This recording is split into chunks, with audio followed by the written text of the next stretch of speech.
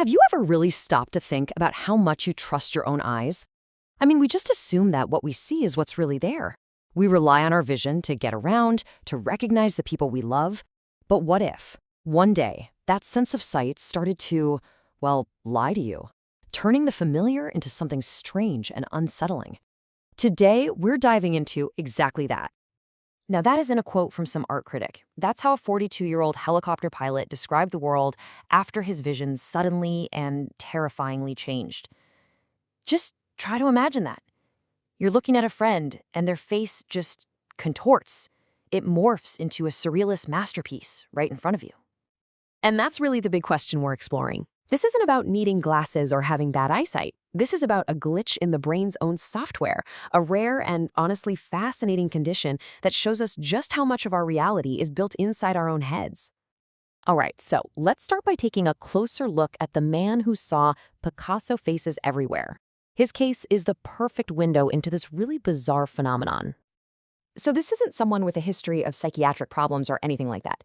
He's a highly skilled pilot, a guy whose vision and perception are absolutely critical for his job. And then one day, just completely out of the blue, the faces of people he was talking to started to look, well, wrong. And this is where it gets really weird, the specificity of it all. The distortion was incredibly precise. The left eye always looked like it was dropped by about 2 centimeters. And get this, it only happened with live in-person faces. Photos were fine, TV was fine, even animals looked normal. That's a huge clue that the problem wasn't in his eyeballs, but in how his brain was deciding to interpret what he saw. How is that even possible? This wasn't just some fleeting hallucination. What the pilot was experiencing actually has a name, and it opens up a door to some of the strangest conditions in all of neurology. The medical term is a total mouthful. Prosopometamorphopsia. But if you break it down, it actually makes perfect sense. You've got prosopo for face, metamorpho for change or distortion, and opsia for vision. It literally just means seeing changed faces. Now, it's super important to distinguish this from something you might have heard of called prosopagnosia, or face blindness. With face blindness, you see a face perfectly clearly, but you can't recognize who it is. With prosopometamorphopsia, you know exactly who you're looking at. You just see their face as warped or stretched or totally distorted. And because these distortions can be so dramatic, you can imagine, people have come up with some pretty vivid names for it. Some patients report seeing faces that look demonic, while for others, it feels like they've fallen down the rabbit hole, which is where nicknames like Alice in Wonderland syndrome come from. So, to understand how this can even happen, we need to kind of pop the hood and look at the machinery behind the curtain, the highly specialized part of our brain that does nothing but look at faces all day, every day. I mean, think about it. Your phone has special software just to unlock with your face. Well, your brain has something way, way more advanced. It's this complex neural system with one main job: process the constant stream of faces we see and instantly figure out who they are, what they're feeling, and what they might do next. The central hub for this whole operation is a region called the fusiform face area, or FFA for short. It's tucked away towards the back and bottom of the brain, and it just lights up like a Christmas tree whenever we look at a face. It's basically the brain's face processing expert. But the FFA doesn't work alone. It's part of a core system that pulls in visual data from all over.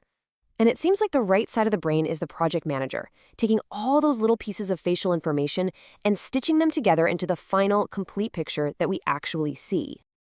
So, what happens when there's a problem in this finely tuned system? A short circuit in the wiring? Let's trace the glitch back to our pilot and see exactly what went wrong. So remember our helicopter pilot seeing those dislocated eyes? Well, doctors knew something was up in his brain, not his eyes. So they did an MRI, and bingo, they found the smoking gun. His Picasso vision was caused by an acute infarct, in other words, a stroke. A blood vessel got blocked, and a tiny little area of brain tissue in his right occipital lobe was starved of oxygen. That tiny bit of damage in just the right spot was enough to corrupt the whole system. The hardware running his facial recognition software had taken a direct hit. And the pilot's case is not a one-off. Here's a quote from another patient, a 75-year-old woman. She was also experiencing these very specific distortions, describing faces as if she were looking at them through a funhouse mirror. And her cause? Yep, also a stroke. But this time, it hit the fusiform face area directly. The damage was right in the brain's central command for face perception. She even drew a picture for her doctors to show them what she was seeing, giving them a direct look at her brain's glitch. But strokes aren't the only thing that can cause this. Get this. A man in his 30s started to see his own face in the mirror as demonic. It was so distressing that it actually led him to resign from his career in the military. In his case, it wasn't a stroke. Instead, his doctors connected the symptoms to a past neuropsychiatric condition, a kind of autoimmune encephalitis.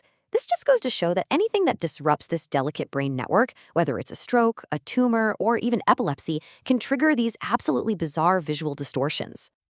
So, why does understanding this incredibly rare condition even matter? Because what it looks like can be so easily mistaken for something else entirely, and that can have some pretty dangerous consequences. And this is where it becomes critically important. Just look at this table. A patient describing a demon face could so easily be misdiagnosed with a psychiatric issue like body dysmorphic disorder. The pilot's Picasso faces might be brushed off as just a weird migraine aura. But while this symptom is perceptual, the cause can be physical and incredibly urgent. A stroke happening right now, an undetected tumor, or an epileptic seizure. A misdiagnosis here isn't just a mistake. It could be life-threatening. So, the takeaway is pretty clear. When a patient describes something as strange as a distorted face, you have to take it seriously. First, you listen. Second, you investigate urgently because it could be a sign of a stroke. And third, you look deeper because it's a huge clue that something is going very wrong in the brain's complex perceptual system. You know, these cases are more than just medical curiosities. They really pull back the curtain on perception itself, and they force us to ask a pretty fundamental question about our own experience. We all walk around assuming we see the world exactly as it is. But these patients show us that we're all just experiencing our brain's best guess of reality. It really makes you wonder, doesn't it? Our reality isn't a perfect photograph of the world, but a masterpiece painted by our very own minds.